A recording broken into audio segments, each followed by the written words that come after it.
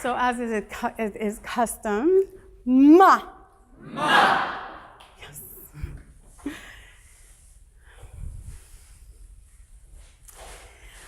I am a genuinely happy person. In fact, people, when they meet me, they like my smile, my bubbly personality, and my laugh. And I mean my full body laugh. Some of them think that I've been happy all my life, that every moment has been absolutely joy. No, there's no happy pill or any drugs of any kind. Or maybe they do think that, I don't know. But the truth is that I have been hiding for most of my life. And what I'm here to share with you today is that you have nothing to hide. Raise your hand if you've ever felt the shame of failure or the pain of betrayal. I feel you. And isn't it amazing that us human beings have this capacity for enduring pain, and yet we hide it? And I'm here to share with you what is possible when you don't hide it and when you do share. So I'm going to share. It is 1973. I live in Israel. I'm 6 years old.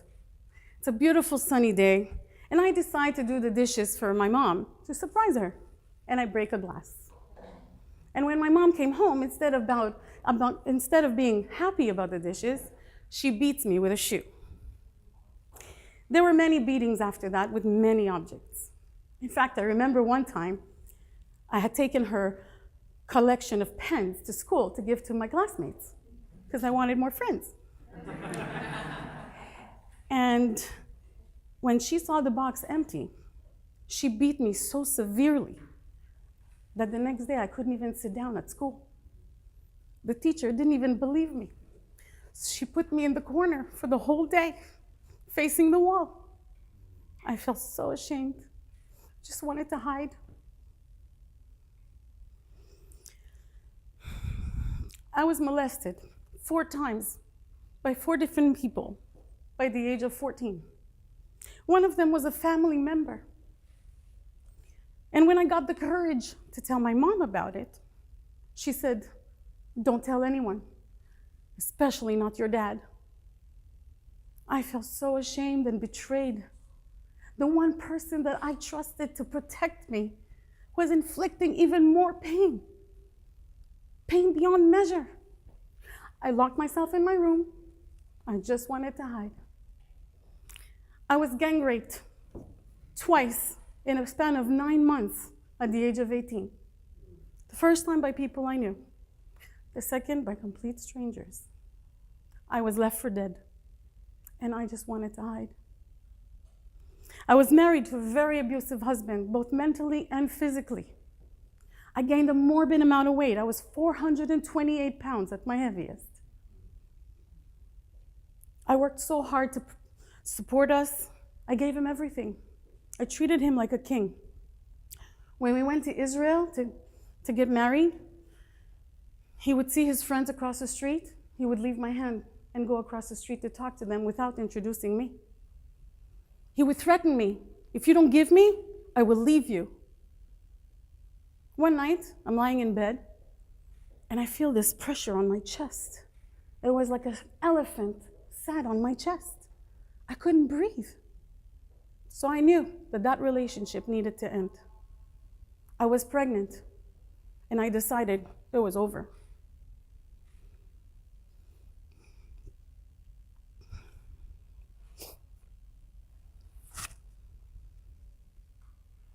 I proceeded to have an abortion and a divorce. It's 1990. I'm 22 years old. And all I want to do is hide. I withdrew. I had no friends. And I couldn't care if I was thought of or not. Yet all my life, I had been looking for love. All my life, I had been looking for acceptance. All my life, I had been hoping to be seen. And one day, I decided enough is enough. I gotta do something about this. But what? How? A friend of mine gave me a set of cassette tapes. Yes, that's how old I am.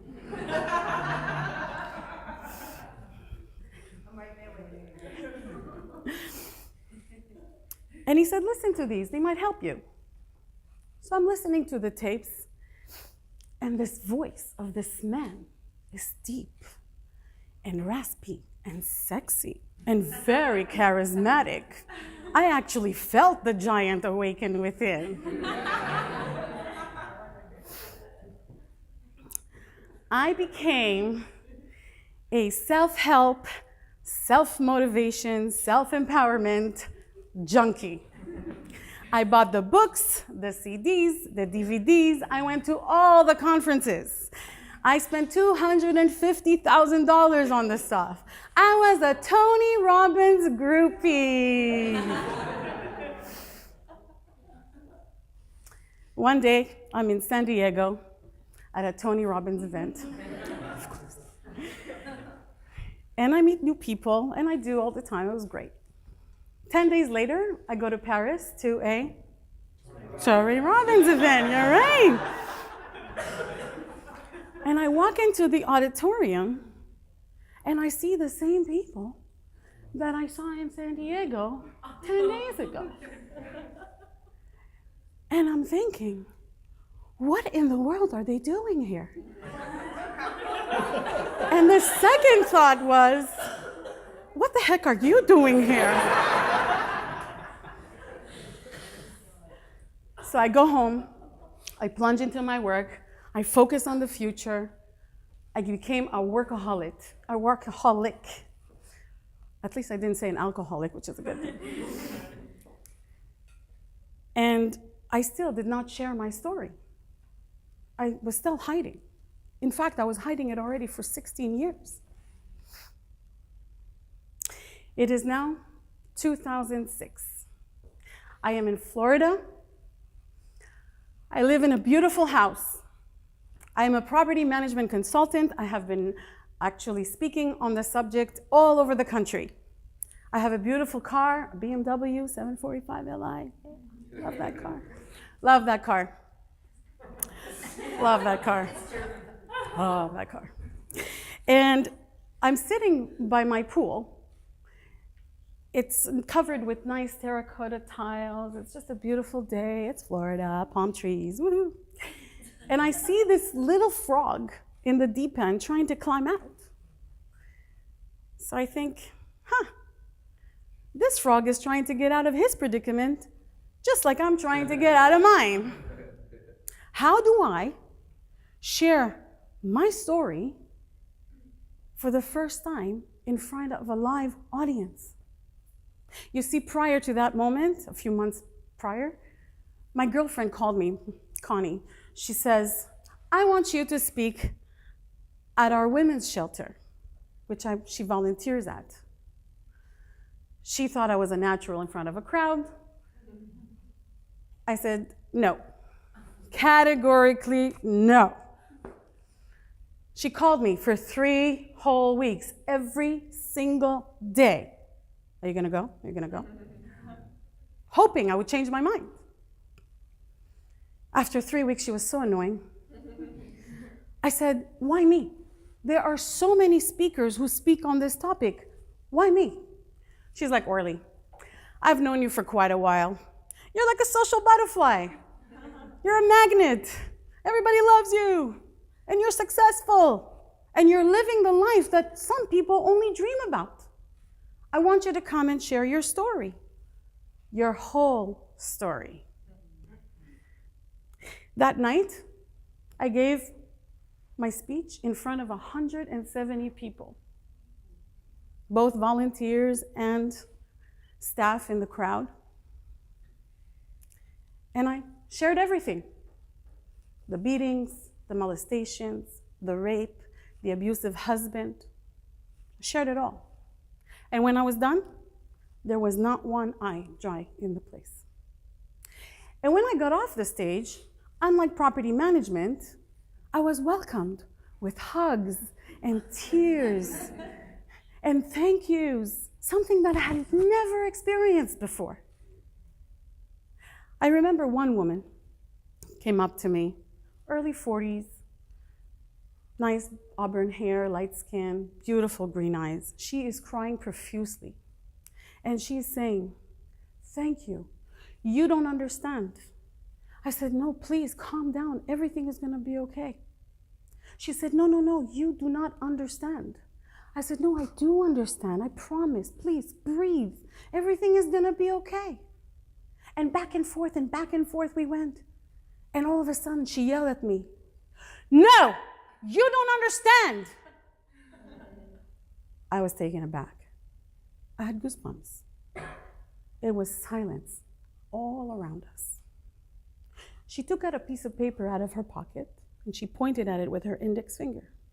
She said, "You see, this is how I was going to kill myself this morning. In fact, I don't even remember driving from my house to the shelter. As you can see, that's not where I was going. But I heard you speak, and now I want to live. I just want you to show me how." First of all, I started crying. And then my thought was not, "Wow, this is cool." My thought was, "Wow, I just saved somebody's life. I've just saved someone's life." And that's when I realized the power of sharing and not hiding. And I actually decided right there and then that I'm going to switch careers and I'm going to become a motivational speaker and a coach. Right there.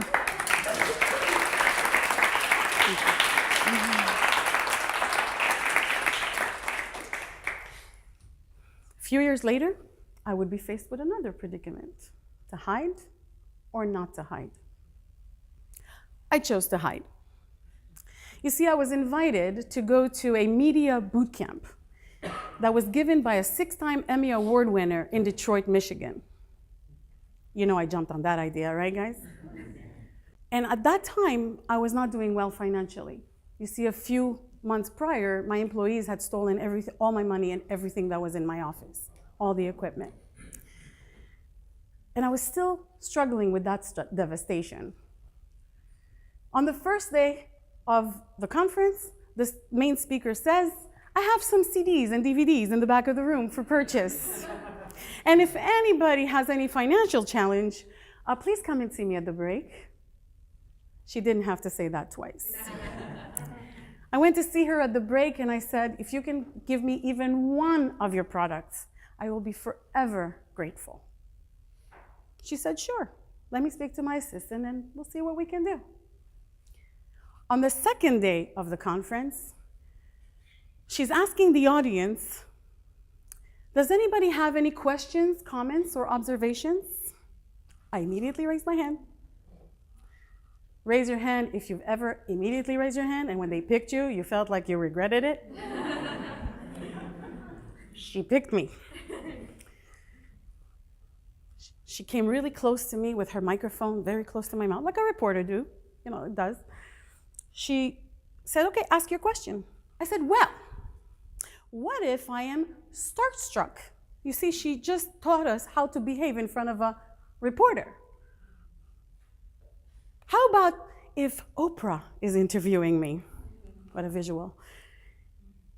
And I think that what I'm going to look like is I'm going to be stunned and giddy at the same time.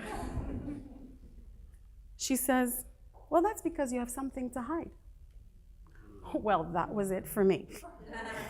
I was crying so badly that she told me to go in front of the whole room. And since we were all coaches, speakers, and best-selling authors, she told everybody to breathe, as to lower the energy in the room, because she knew they would be all at the edge of their seat jumping in to help me. She said, after I calmed down, she said, "Tell everyone why you're crying."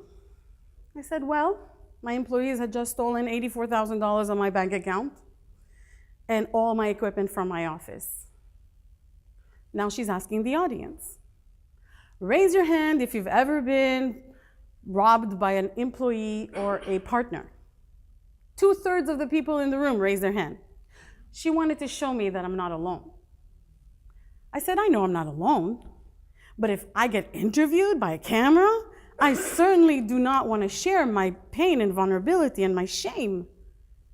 I prefer sharing my joy and my strength. She said, be you.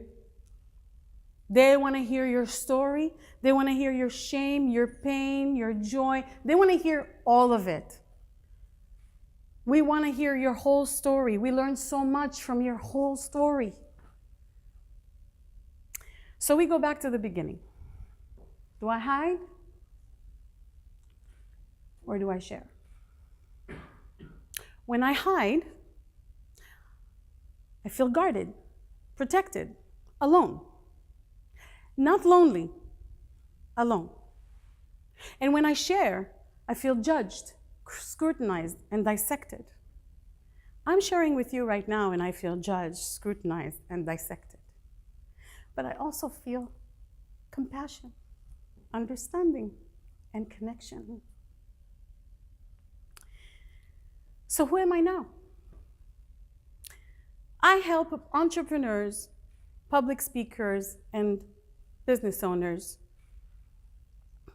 to monetize their message, because I want to impact the lives of 200 million people around the planet within the next 10 to 20 years.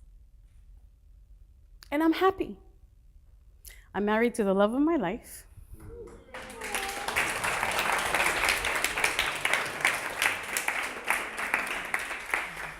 My name is Orly, which means my light in Hebrew, which Or means light and Li means for me. Amor means love, like my pleasure partner said.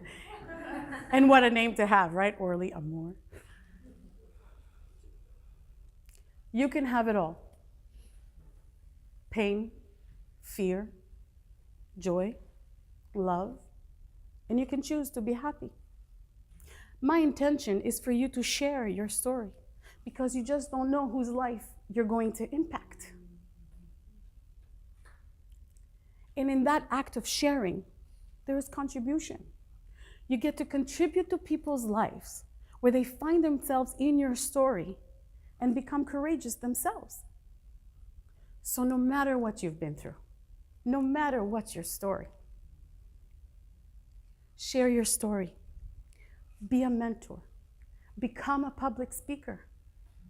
Because you may not know it now, but the life you save may never be able to help to thank you. Thank you.